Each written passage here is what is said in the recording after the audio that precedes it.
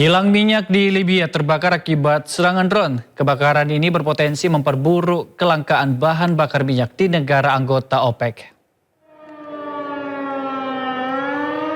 Serangan drone terhadap kilang minyak di Libya menghancurkan sebuah tangki penyimpanan. Tangki ini berisi 4,5 juta liter bahan bakar kendaraan. Otoritas setempat berusaha memadamkan api dan menjadikan tangki lain agar tidak terbakar. Dalam 3 hari terakhir, 4 serangan disebut terjadi di kota Zawiya.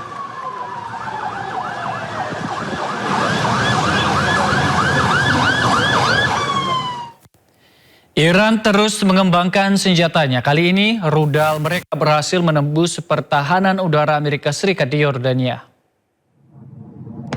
Iran kembali meluncurkan gelombang serangan drone dan rudal canggih yang mampu mengubah arah secara mendadak. Rudal dan drone mereka berhasil menembus pertahanan udara Amerika Serikat di Yordania. Media Amerika Serikat The New York Times juga telah mengungkap kecanggihan senjata milik Iran. Serangan Iran yang telah berlangsung sejak bulan Juli telah melukai lebih dari 100 tentara Amerika Serikat.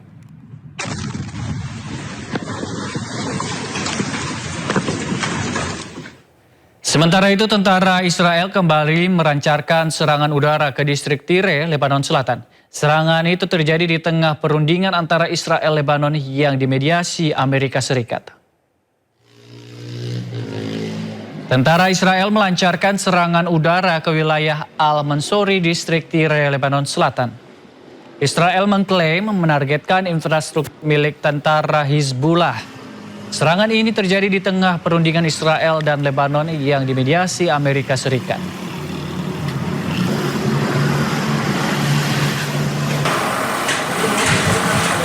Sementara itu disaksikan warga dan militer Lebanon, tentara Zionis Israel merobohkan rumah-rumah di desa Zautar al-Gabiyah. Warga mengklaim pembongkaran merupakan metode penyiksaan Israel terhadap penduduk setempat. Sebelumnya, media Lebanon melaporkan teroris Israel kembali membombardir kota Zautar.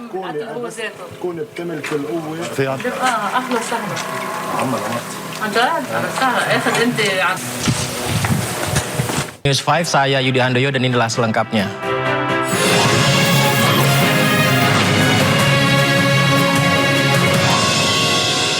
Ya, pemirsa, tantangan berhadiah minuman keras dengan syarat bisa membaca hafalan salah satu surah Al-Quran di sebuah acara musik di Jakarta viral di media sosial dan mendapat kecaman. Gubernur Jakarta Pramono Anung menyesalkan dan meminta produk minuman keras ditindak tegas. Ya, ini adalah video yang viral di media sosial beberapa hari yang lalu. Salah satu stand produk minuman keras di sebuah festival musik di Jakarta menggelar tantangan untuk pengunjung. Dalam tantangan itu pengunjung disyaratkan bisa membaca salah satu surat dalam Al-Quran untuk mendapat imbalan berupa minuman keras. Video ini pun mendapat kecaman dari berbagai kalangan termasuk Gubernur Jakarta Pramono Anung. Gubernur mengatakan tindakan tersebut menodai kehidupan beragama. Selain menyesalkan peristiwa itu terjadi, dirinya juga meminta produk minuman keras ditindak tegas. Yang berkaitan dengan promosi minuman keras yang viral, apalagi dikaitkan dengan kegiatan keagamaan, ini sungguh-sungguh menodai kehidupan keagamaan yang kita jaga bersama di Jakarta.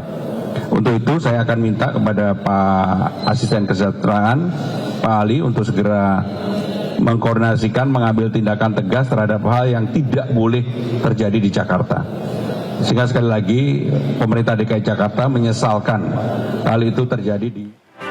Informasi lainnya, kasus kematian Sutrimo Karumga ex Jampitsus Febri Adriansyah telah naik ke penyidikan. Polisi tegaskan pasal yang disangkakan masuk ke pembunuhan berencana. Hampir 3 pekan sejak ditemukan tak sadarkan diri di halaman klinik Morden, Kebayoran Baru, Jakarta Selatan, tabir kematian Sutrimo perlahan mulai coba disingkap. Kasus tewasnya pria yang kuat dikaitkan sebagai mantan kepala urusan rumah tangga, Karumga, ex Jampitsus FA itu kini resmi naik ke tahap penyidikan.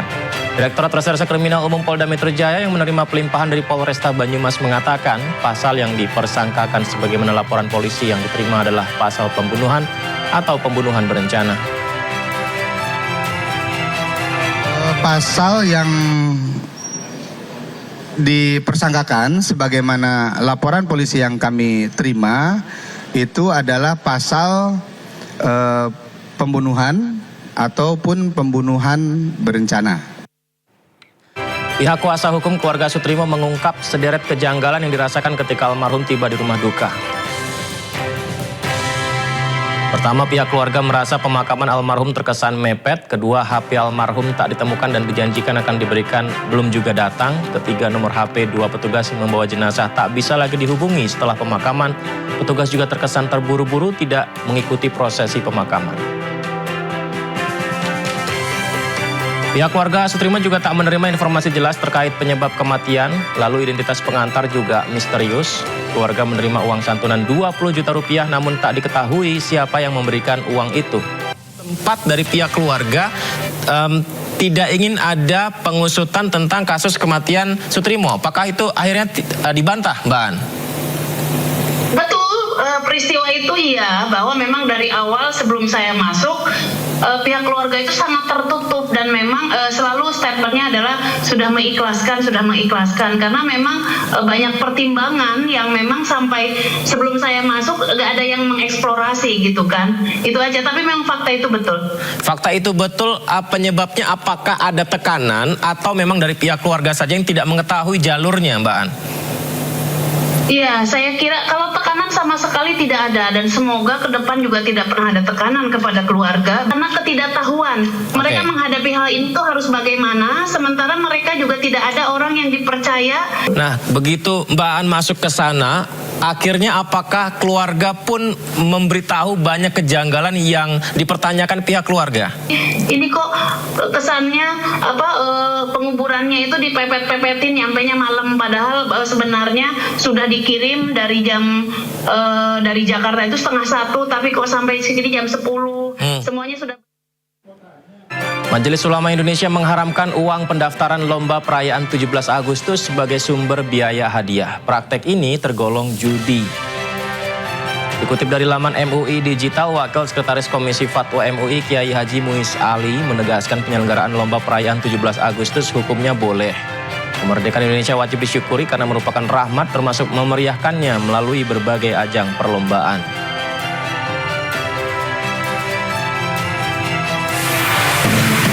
Mengutip uang pendaftaran, panitia dilarang menggunakan uang pendaftaran peserta lomba sebagai sumber biaya untuk hadiah karena tergolong praktik judi atau qimar.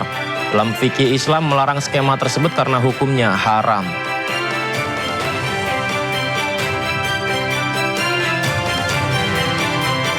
Dari lomba 17 Agustus kita ke informasi Badan Gizi Nasional yang telah menetapkan batas waktu konsumsi menu makan bergizi gratis yakni 4 jam setelah matang.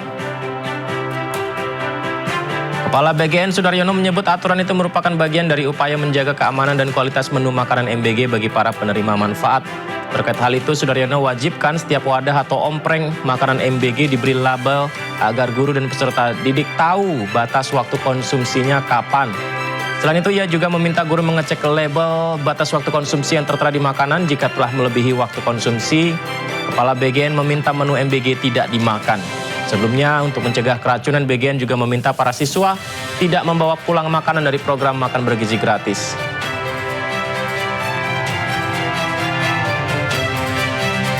Telah memberlakukan label makanan yang wajib dikonsumsi atau dimakan 4 jam setelah makanan itu matang.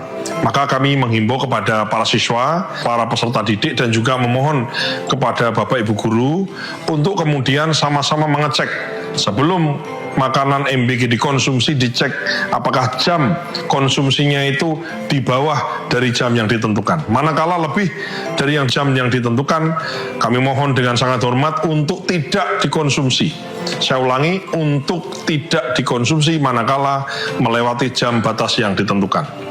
Dan kami juga menghimbau kepada para siswa dan juga memohon kepada Bapak Ibu Guru untuk juga memberitahu kepada peserta didik, siswa-siswa di kelasnya untuk kemudian tidak membawa pulang menu makanan MBG ke rumah. Ya, demikian Sindo News 5. Terima kasih dan sampai jumpa.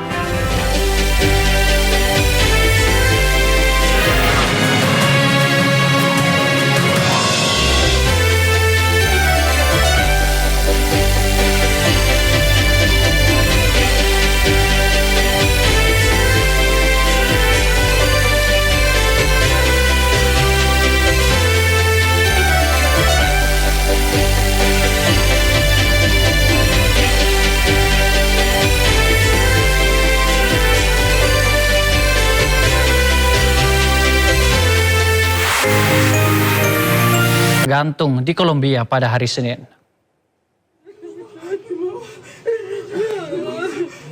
Ya pemirsa, seperti kita lihat di rekaman video, memperlihatkan para penumpang terdampar di dalam kabin, di mana beberapa di antaranya menangis dan berdoa sambil melihat ke arah kabin kereta gantung lain yang terhenti, serta juga struktur bangunan yang rusak di bawahnya.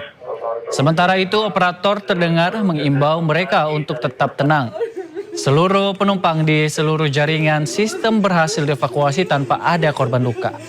Layanan Geologi Kolombia mencatat gempa tersebut berkekuatan magnitudo 7,4 menjadikannya gempa bumi terkuat yang tercatat di negara itu pada abad ini.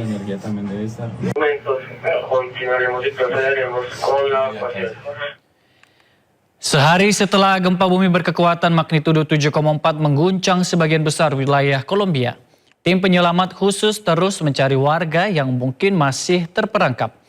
22 pawang dan 10 anjing dilatih khusus untuk tugas pencarian dan penyelamatan. Pengerahan tim menunjukkan kemampuan khusus anjing pelacak dalam mendeteksi keberadaan manusia di dalam struktur bangunan terdampak. Tim anjing pelacak dikerahkan ke area-area dengan tingkat kerusakan terparah. Di tengah bangunan runtuh dan rumah-rumah yang rusak, pemirsa, kerja anjing pelacak menjadi penting krusial bagi para petugas. Setiap sinyal yang terdeteksi memberikan harapan baru untuk menemukan korban dalam keadaan hidup.